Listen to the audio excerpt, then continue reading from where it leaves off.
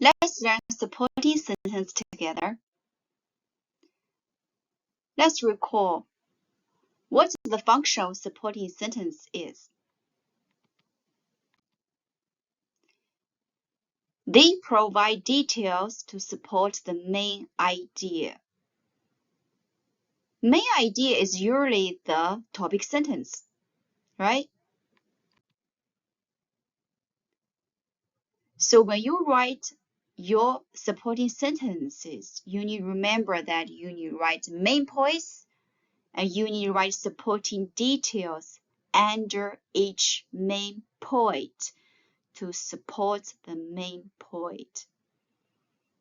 So here, main point, it is main points. It is not main idea. Main idea is the topic sentence. Main points is about supporting details. Oh, supporting, yes, it's about supporting sentences. Your main points can include reasons, benefits, types, or events in a story.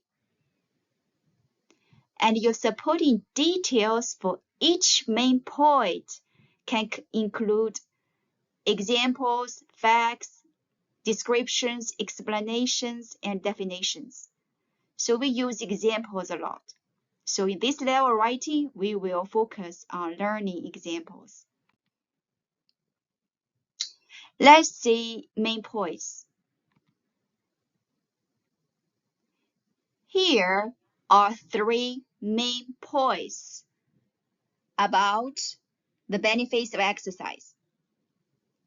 First of all, exercise improves physical health and makes the body stronger. This is the main point 1. The next benefit is that exercise helps reduce stress and improves mood. This is main point 2. Finally, exercise helps people stay healthy and maintain a good weight. This is main point 3.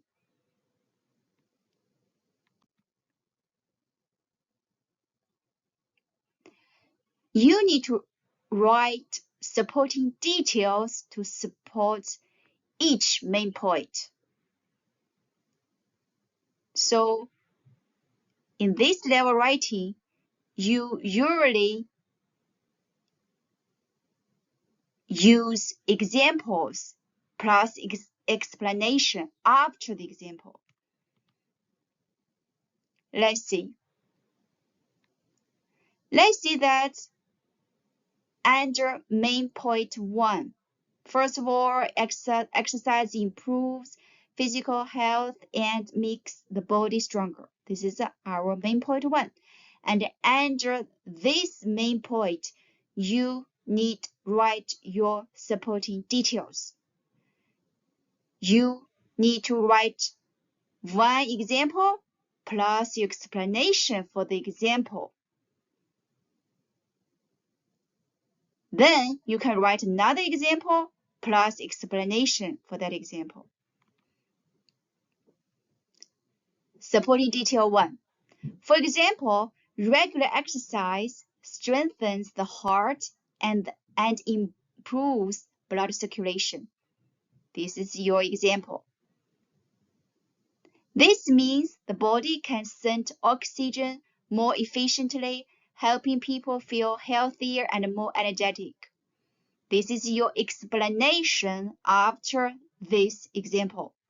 Your explanation to link your example and the main point. Then you can write another example. For instance, people who exercise often build stronger muscles and bones. And after this example, immediately you need to write an explanation. As a result, they are less likely to get injured and can perform daily activities more easily. Your explanation will link your example to your main point. So you can see that after each main point, you write one example. And you cannot just stop there. You cannot just list one example, then stop there. No, you need to write an explanation immediately after the example. The function of your explanation is to connect your example to your main point. This is a decent supporting detail. So don't just stop there after one example. Please remember, write an explanation immediately after your example. Make it complete. Make it a complete supporting detail. Okay, so examples are very important for supporting sentences. So let's learn example signals. In this level of writing, you are going to learn 3 example signals. For example, for instance, such as. So for example and for instance are almost the same, in fact. And for instance is more formal or more official. And for example, can be used in oral English. It's less formal. So we usually put comma after, for example. Let's see examples. For example, comma, students can practice English every day. Many students improve quickly.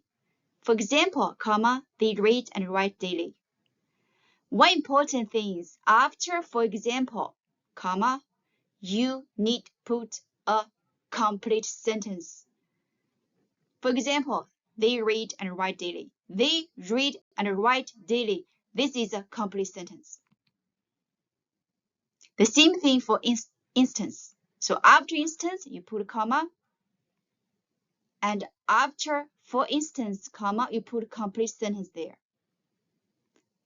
For instance, comma, exercise can improve your health. There are many ways to learn. For instance, comma, students can watch videos. Such as. You don't put comma after such as, but we put comma before such as sometimes. We'll talk about this later. Such as is used before a list of nouns. So when you want to list nouns, think about using such as. I like sports such as soccer and basketball. Soccer and basketball. This is a list of nouns. Students learn skills such as reading, writing, and speaking. Reading, writing, and speaking. This is a list. This is the ing form nouns.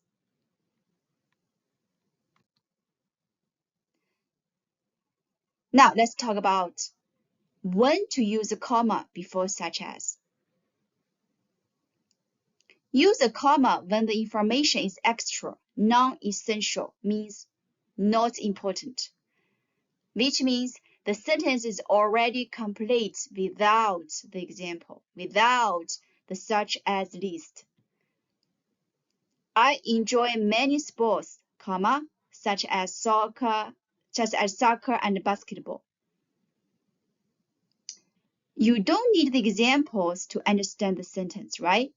So let's say if we remove the such as list, the sentence becomes, I enjoy many sports. So you still understand it. The meaning is still there, right? The author wants to express meaning that he enjoys many sports. This means such as list or the example is not important. It is non-essential. It is extra. So in this situation, we should use comma before such as. Do not use comma when the information is essential, which means important, which means the examples are necessary to understand the meaning. Sports such as soccer and basketball are popular. We need the examples, which is such as soccer and basketball, to know what kind of sports. If we remove the such as list, the example, such as soccer and basketball, the sentence becomes sports are popular. This is too general. We don't know the specific meaning of the author, right? So we need the examples to know what kind of sports. So the examples are providing essential or important information for us. So in this situation, it is very important information for us. We should not put comma before it. So the simple rule is, if the such as list or the examples are extra information, which means it's not that important, we should use comma before such as. If the such as list provides important information, then we do not need to use comma before it. Okay, let's identify supporting sentences. Okay, here is one academic paragraph. The importance of getting enough sleep. Sentence 1.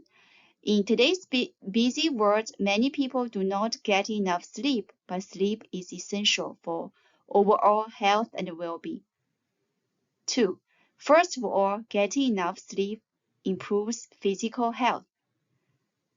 3. For example, people who sleep well have stronger immune systems and get sick less often. 4. As a result, they can stay healthy and have more energy during the day. 5. The next benefit is better mental performance. 6. For instance, students who get enough sleep can concentrate better in class and remember information more easily. 7. Because of this, they often perform better on tests and assignments. 8. Finally, sleep helps improve mood and emotional well-being. 9. For example, people who are well rested feel happier and less stressed. 10. Therefore, they can handle daily challenges more calmly and positively.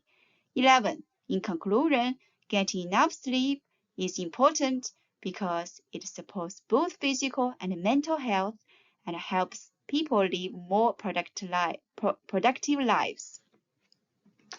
So in this paragraph, the first sentence is the topic sentence, and the last sentence, sentence 11, is the concluding sentence.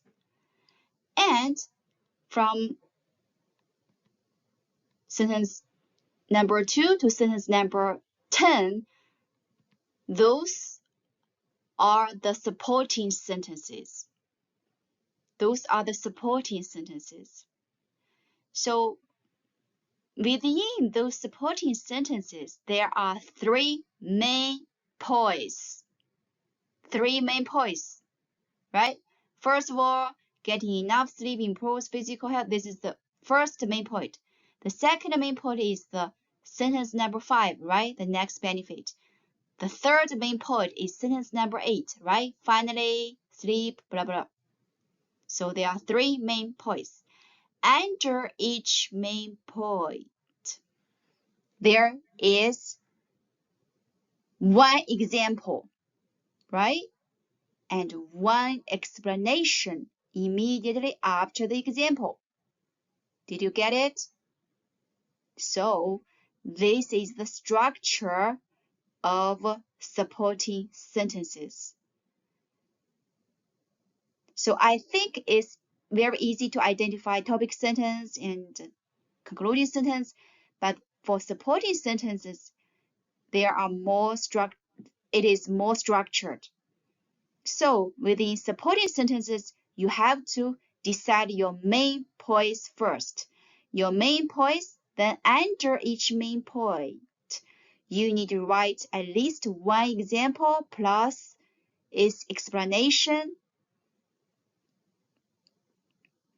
You can write one example plus its explanation, or two examples plus its explanations. But yeah, so this is the structure for supporting sentences. I hope you can identify it.